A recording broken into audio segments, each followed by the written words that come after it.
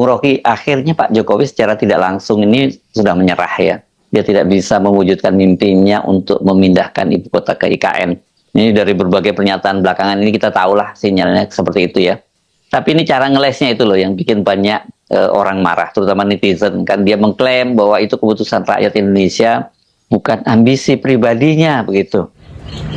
Ya, pada akhirnya Presiden Jokowi harus cari alasan karena dikepung oleh kritik soal IKN dan itu menunjukkan bahwa ada hal yang sebetulnya dari awal dia sembunyikan, yaitu ambisi dia tuh. Nah, sekarang dia mau cari semacam alasan atau pembenaran bahwa itu adalah keputusan rakyat. Tidak, IKN itu adalah ambisi dia sendiri itu. Bahkan Pak Yusuf Kalla sebagai wakil presiden tidak tahu bahwa ada keputusan untuk memindahkan ibu kota. Jadi Jokowi di ujung masa jabatannya bahkan masih mau berbohong tuh. Tetapi dia akan dikejar oleh fakta-fakta bahwa memang IKN akan mangkrak.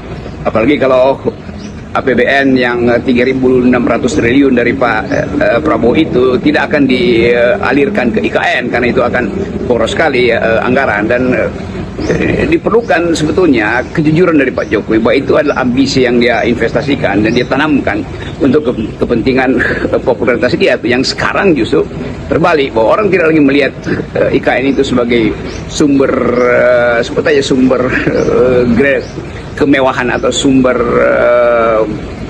pameran prestasi Jokowi, tapi dianggap sebagai monumen kegagalan dia tuh. Kita mulai melihat bagaimana Jokowi sampai akhir ujung masa jabatannya masih berupaya untuk jual IKN, masih berupaya untuk meminang investor.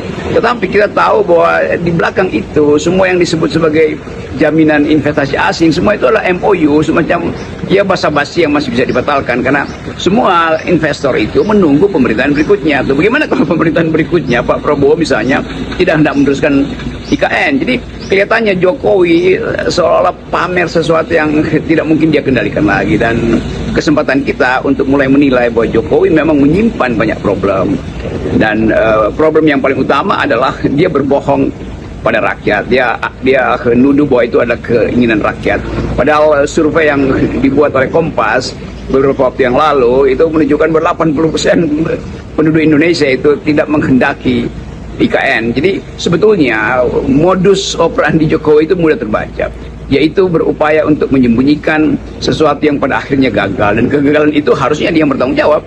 Nah, kesempatan kita untuk menilai Jokowi justru ada di era ketika dia akhirnya mau mulai minta maaf dan mulai mengalihkan persoalan, seolah-olah hal-hal yang dia rancang dengan keliru itu adalah kesepakatan dia dengan rakyat. Itu yang saya maksud dari beberapa waktu yang lalu, bahwa Jokowi melanggar prinsip pacta sunt servanda. Itu perjanjian harusnya dia lakukan tuh, tetapi dia tidak melakukan perjanjian dengan rakyat, dia bikin perjanjian dengan masa depan dinastinya tuh.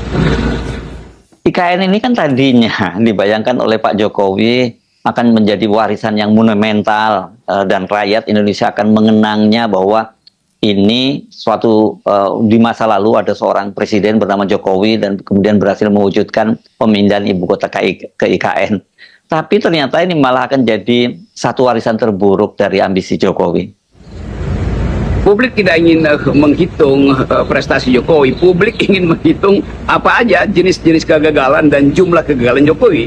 Dan itu yang sudah berkali-kali ditulis di Tempo, diberitakan dalam bentuk versi film, Dirty Hands, segala macam, Dirty Vote. Tetapi Jokowi tetap tidak seperti, bukan sekedar keras kepala, tidak paham bahwa yang dia lakukan itu bertentangan dengan janji dia di awal. Penghematan misalnya tuh, soal-soal yang harusnya dia tumbuhkan sebagai harapan bahwa negeri ini harus diatur berdasarkan prinsip keadilan sosial, bukan berdasarkan prinsip akumulasi itu. Semua hal yang menjadi filosofi ekonomi kita itu dia batalkan.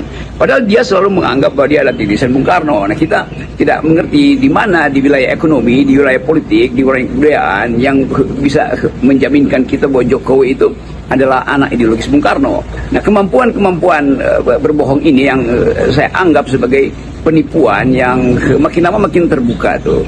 Dan terutama sekali lagi soal IKN, bahwa itu adalah bukan keputusan rakyat, dan rakyat tidak pernah berupaya untuk mengetahui apakah ini dimaksudkan untuk kemewahan masa depan generasi baru atau sebetulnya sekedar untuk dipamerkan sebagai prestasi atau legasi dia. Jadi hal-hal yang kita sebutkan dari awal sebagai upaya Jokowi untuk memanipulasi sejarah akhirnya terbuka. Dia mulai sekali lagi mencari ya, cara untuk mendasarkan proyek itu sebagai kepentingan atau keinginan rakyat. Rakyat menghendaki ada cukup daya beli, rakyat menghendaki ada harga sembako yang turun, rakyat menghendaki agar sekolah itu digratiskan, tuh rakyat menghendaki semua hal yang bersifat keadilan sosial. Sementara IKN itu adalah investasi padat modal yang hanya sekedar memamerkan ambisi seseorang. Jadi tidak ada hubungannya antara legitimasi rakyat dan kehendak Jokowi untuk meneruskan IKN itu. Yang jelas bahwa setelah Prabowo pemerintah mulai APBN tidak mungkin dialirkan ke IKN. Jadi Jokowi tentu menginginkan atau membujuk Prabowo untuk beri dana pada IKN itu, dan itu sebetulnya absurd karena IKN itu adalah APBN itu adalah batas dari ambisi presiden, dan itu yang akan memungkinkan kita melihat jarak antara Jokowi dan Prabowo itu akan melebar justru karena Jokowi seolah-olah melakukan pemerasan APBN tapi tidak paham bahwa Presiden Prabowo punya interest yang lain, punya fokus yang lain, yaitu makan siang gratis yang juga sebetulnya dananya sangat terbatas.